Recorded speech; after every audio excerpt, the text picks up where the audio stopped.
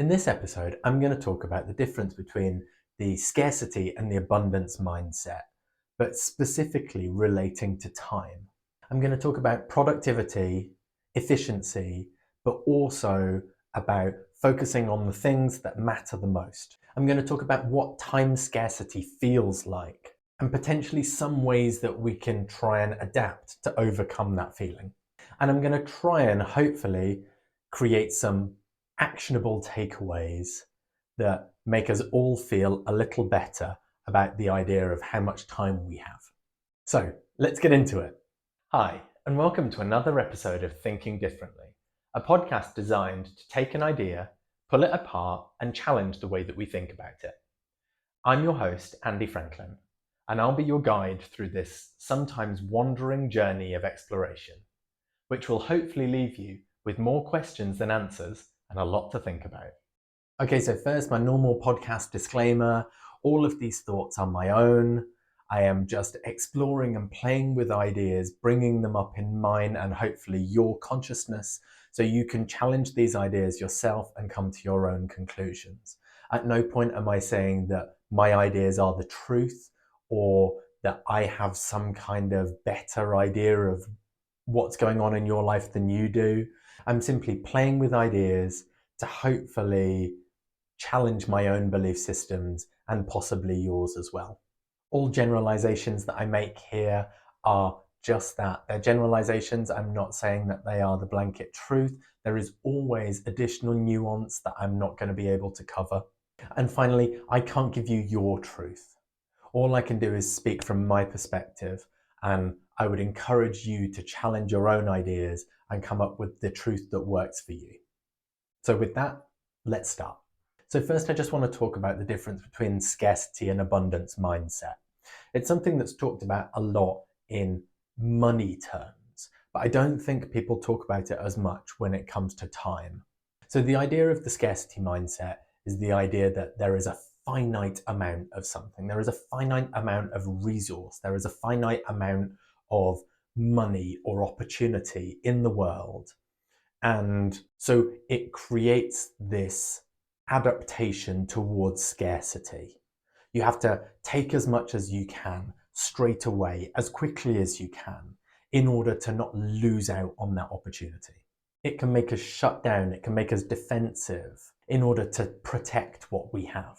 In contrast, the abundance mindset is this idea that there is enough for everyone.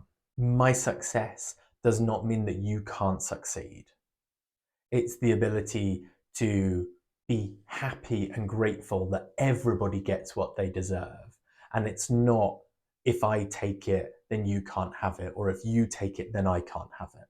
So specifically when it comes to time, I think the idea of living within a scarcity mindset when it comes to time first really hit me when I was thinking about our children. So I have a 6.5-year-old at the moment and a 3-year-old. And for the last 6.5 years, at least, I have felt really time poor. I have felt like there's not quite enough time in the day to get everything that I need to do done. And so this sends me into kind of a scarcity mindset. This sends me into the feeling that every second I have of free time, and when I say free time, I mean unstructured time that doesn't already have a plan attached to it, I have to be using, I have to be optimizing in the best way possible in order to not lose that, because that time is so precious. And I think by doing this, by viewing time in that way, it has some really negative connotations to my ability to show up and be present and be accepting of everything that's going on. It constantly creates this psychological feeling of I need to be doing more. I just need to learn a bit more. I just need to use my time to learn all of these skills, but then also be really present with my children, but then also have some downtime and relax. And it drives towards this idea that whatever I choose to do within that time, it's never quite enough. There was always something else that I could have chosen, which creates this feeling that there's never enough time in the day. I think this probably extends out past just being a new parent as well. All of the social pressures and the societal pressures now around working harder, grafting more, starting a side hustle while doing a full-time job and seeing all of your friends and going to the gym, all of these things create this idea of time scarcity, that somehow we have to just find more time in the day to fit all of these things in. And time is finite, right? So if we think of a glass beaker, if we're, and the glass beaker is time, if we have so much that we feel we need to do, that the amount of water that we pour into that beaker no longer fits, then we will have water all over the floor. It's a terrible analogy. So I think there is a lot of information within the productivity space which is trying to solve this problem. And so the approach in that world is just become more efficient. If you're more efficient, you can fit more stuff in. So it's trying to condense all of the things that you're doing in order to make more stuff fit into the same amount of time. And so the first idea that comes up is just sleep less, right? There's this idea that the most successful people in the world get up at 3:30 in the morning or something like that. And the implication there, I think, is that they're just awake for more hours, so they get more done. And that's how they find the extra time to be incredibly creative or productive. That's how they find the ability to be these superstars that we're all aspiring to be like. But I think the scientific evidence really speaks for itself on this, that you need to be getting an optimum amount of sleep, otherwise your brain won't work properly. And so I think I would instantly discount the idea of trying to reduce my amount of sleep in order to find more time. Now, there is an argument to say that you could do that in the short term. If you had a critical thing that you wanted to achieve by a certain day, you might be able to reduce your sleep slightly in order to be able to achieve that thing. But you are building up a time deficit there. You are building up like this overall tiredness by not sleeping enough, which is probably going to backfire in the long term. And I think when I am thinking about how I could potentially create the ability to feel time rich, to feel like I'm in an abundance mindset, I'm not trying to do it over the short term. I'm not trying to do it in order to complete a project by next week. I think we all know how we can adapt or drop things in the short term to be able to achieve that. I'd like to create an environment where I always feel like I'm in a time abundance, where I always have time to pause and look at the sunshine or be spontaneous. So I'm going to discount the idea of just sleeping less because I don't think it's going to drive towards the outcome that I potentially would like. So then the next big one is this idea of boosting productivity. So fitting more stuff into less time. And there is an avalanche of productivity hacks or the ability to fit more things in. And I think I would probably touch on a few of those because I think while they have benefits, there are limitations to these ideas. So the first thing that people talk about when they're talking about productivity is how to automate or make processes more efficient. So with the advent of AI at the moment, everybody's talking about using AI in order to automate or speed up the processes that they want to do. And I think that probably works to a certain extent for certain things, but it's not a panacea. It's not going to solve all of the problems. So there are things that naturally lend themselves to being more productive. If you can do all of your washing in one session, then you don't have to keep looking at it all week and finding bits of time. There's this idea of multitasking, which doesn't actually pan out in the science.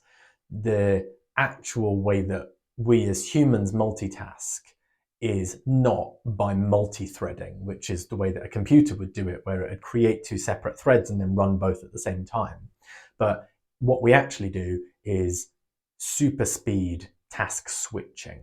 So we only have a linear line.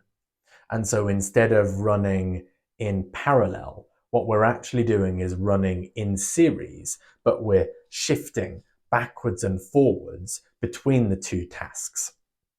And the most recent evidence now is suggesting that that actually becomes less efficient for certain things. So there's an idea that potentially if you batch process things, if you did all of the things that you were trying to achieve in a certain area at the same time, then you would get a time efficiency from not switching between tasks. But again, I'm not sure that that actually applies to a lot of pursuits, a lot of the things that we're trying to find time for in our day. You can't batch process spending time with your family. You can't really batch process creativity. You have to be available to the creativity when it pops up in your head, or at least that's the way that I feel about creativity. Now, again, there are some tricks that you can do with creativity. When the creativity, God, I've said creativity a lot of times. When the spark of inspiration strikes, you can write it down and store it and come back to it later. And actually, you can kind of trigger that response within yourself by being inspired by something that you thought at a different point in the moment. But generally, the way that I feel about creativity is I have to have the space to do it first. I have to know before I start painting something or before I start writing that I'm going to have enough time to finish. Now, that might just be my brain, but I don't like the idea of starting something unless I can finish it because it's irritating. So I will probably block myself in terms of creativity if I don't have the full amount of time to dedicate to that pursuit. Doing half a painting, for example, is incredibly frustrating, especially given the amount of time it takes to get all of the setup and prepare all of the environment ready for that painting.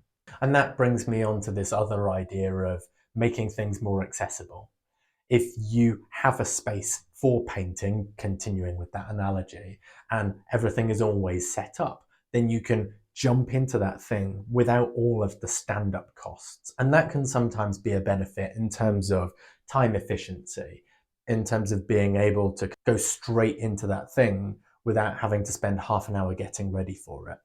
And a lot of the time that stand-up cost is also the way that we block ourselves from doing that thing in the first place. There's this great idea, especially in January when everybody's trying to start going to the gym, that one of the best things you can do is just have a gym bag by the door or have it stored in your car so you don't have that stand-up cost of having to go home and get changed and reinvigorate yourself, ready to go out again to go to the gym. It's just there, it's easy, and so it makes it more likely that you're going to do it. And I think all of these productivity things are a good thing to explore, but I'm not sure for me they would give me this sense of abundance that I'm looking for. Again, what I'm trying to do in the idea of the productivity space is I'm trying to cram more in, but it's still going to give me an internal sense of having too much to do. By applying productivity, what I'm really doing is saying, I don't have enough time to do this, so I'm going to try and cram it into as small a space as possible. And for me, at least, I feel like that's likely to lead to a similar stress response, a similar idea that I am somehow time poor, and so I have to do these tricks or hacks in order to squeeze more efficiency out of the time that I do have. And so if it's not about squeezing more stuff into the time, then maybe it's about reprioritizing. Maybe it's about accepting that we will never have enough time to do all of the things that we want to do. And getting to a point where we're okay with that, I think probably would come from the idea of being able to prioritize, being able to think, what is the most important thing for me to do right now? And if I truly give myself over to that idea, if I truly accept that I'm never going to be able to do everything, but I can do the things that are really important, then maybe that's enough. Maybe the idea is not about trying to become rich by fitting as much in, but instead become rich by understanding what's the most important and focusing on those things.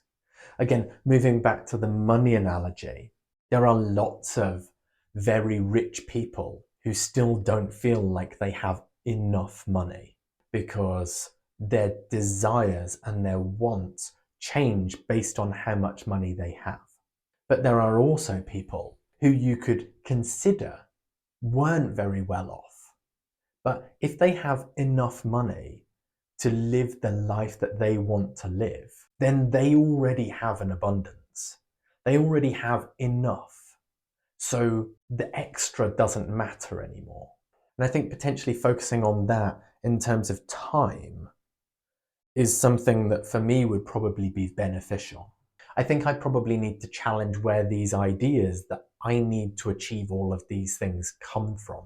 Whether they are just an internal driver for me because I get excited by a lot of things, or whether they are somehow driven by an external demand, an external expectation that you have to be living a certain kind of life. You have to be super efficient and the best that you can be at all of these different things. Whereas in reality, it's probably about finding a way of fitting the bare minimum to get to your acceptable level only in the things that are the most important to you.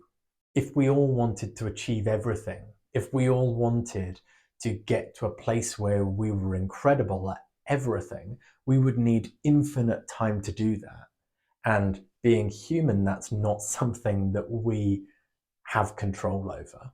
There's this stat that I've heard, or this study that I've heard quoted quite a few times around someone going and asking people on their deathbeds for the things that they might have done differently, or the things that they really enjoyed about their lives, or the things that they regret. And apparently they always say that what they would have done more is spend more time with their family, spend more time doing the things that they loved. Nobody really says, oh, I really wish I'd have spent more time working. I really wish I'd have spent more time achieving more or getting more money on their deathbeds. Now, that's not to say that you wouldn't have to deal with that feeling as you were living, or that what we should really be focusing on is our regrets just at the point when we die. Because again, that's reductive, right? That's removing the idea that actually some of this discomfort that we feel throughout our lives is driven by the idea that there are things that we should be doing which we're not. But if we were able to remove the should from that sentence, and we were able to focus just on the things that were the most important to us, even if those things change over time, then at least for me, I don't know that I would feel as time poor. Because if I was just able to focus on the things that were the most important to me, then all of the other things that maybe I'm not doing would hopefully drift away because they weren't that important anyway. But again, that's not to say that there isn't wasted time that we can claw back. So there's this lovely idea, and I haven't done it because it feels quite labor intensive. So I think I might try and create an app or a something that helps me do this. But there's this lovely idea of writing down what you're doing every 5 minutes. Now you can write it in a booklet, but I'm thinking it would be a lot easier to synthesize the information afterwards if I had it all documented on the computer. So basically, every 5 minutes, you write down what you're doing throughout the day. And then at the end of that day, full 24 hours, you total up all of the things that you've actually been doing and where your time has been spent. Because there is a bias towards both sides, assuming that we have all of the time in the world and also that we have no time, whereas actually it might just be that we're not aware of how much time we're wasting throughout the day. Why I say both sides is because on the one hand, it might turn out that after doing this analysis, you find that you're actually spending 3 hours scrolling on your phone, whereas actually, because you've only been doing it for 2 minutes here and 5 minutes there, you don't realize the cumulative effect of that. And if someone said to you, do you want to spend 3 hours on your phone or do you want to spend 3 hours doing something that you love? You would probably pick the second one. Because they're in tiny increments, you might not realize how much time is being wasted throughout your day. But then the flip side of that is I got an email recently talking about how to be more productive. And it was very reductive in the way that it created the view of a day. So it said, you should sleep for 8 hours, you're probably working for 8 hours, so therefore you have 8 hours to achieve things. And it implies that you have a full 8 hours. So what are you waiting for? Why are you not being more productive if you've got 8 hours every single day to do all of the stuff that you need to do? But what it wasn't taking into account is all of the other stuff that you do in a day while you're awake, which isn't really something that you can choose. So everything from having a shower to preparing meal to brushing your teeth. These things take time. And this idea that you've got 8 hours of free time every day that you can decide where to spend it is not really accurate in the real world.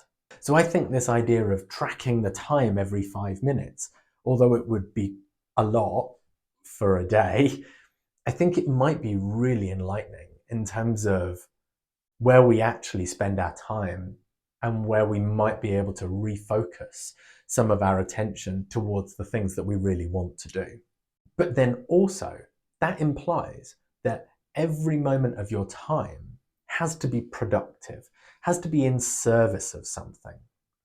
And I think that's another kind of cognitive bias that society as a whole suggests to us. That somehow sitting down and watching Netflix for an hour is a waste of time because you're not being productive, you're not growing as a person, you're not achieving something or working towards something. But actually, there might be a real benefit of that downtime. There might be a real benefit in the same way there is of meditation. Meditation isn't a task to tick off a list.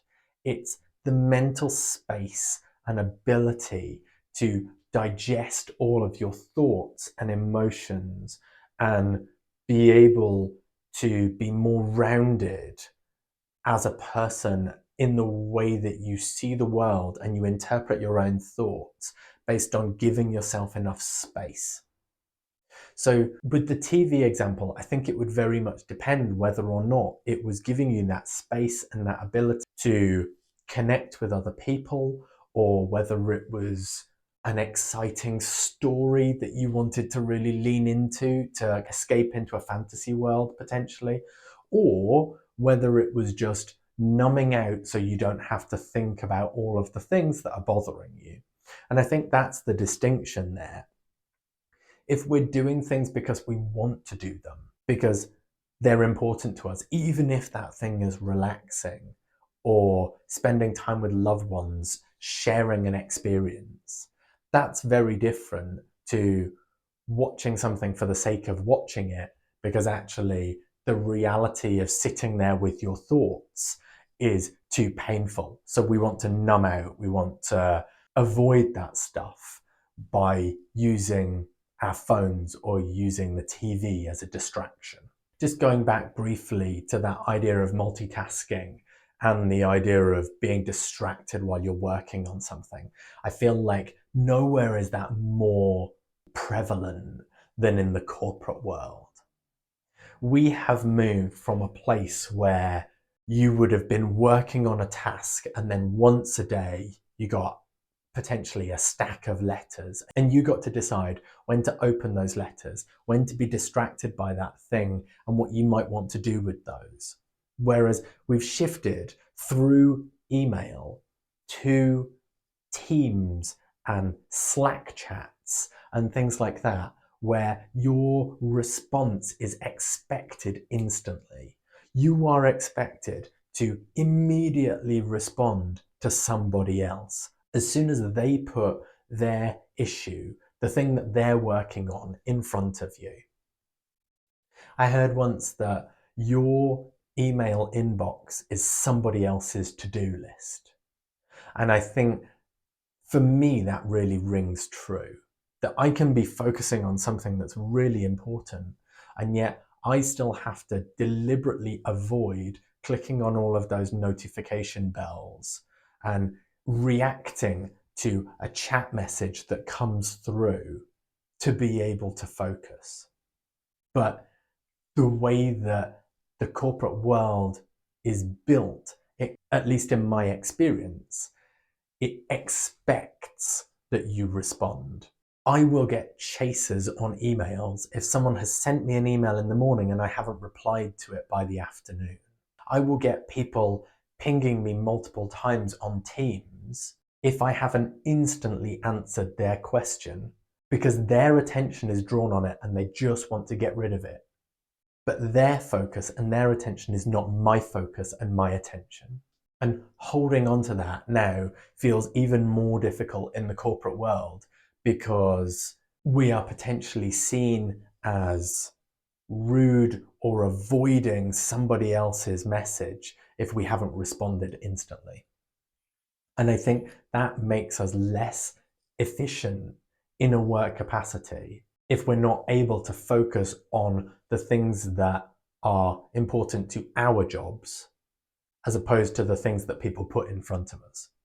And I think the other way that this potentially plays out within the corporate world is this idea of time being equivalent to money. Now, I'm going to do a separate podcast on my particular issues with the working world, but the idea of the amount of time being linked one-to-one with the money that you earn for that time, for me, doesn't make any sense.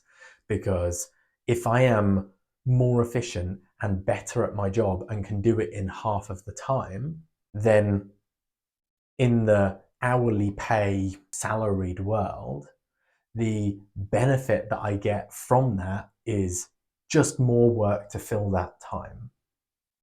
Whereas in the olden days, before this idea of hourly pay came in, you would get paid based on your efficiency to do your job.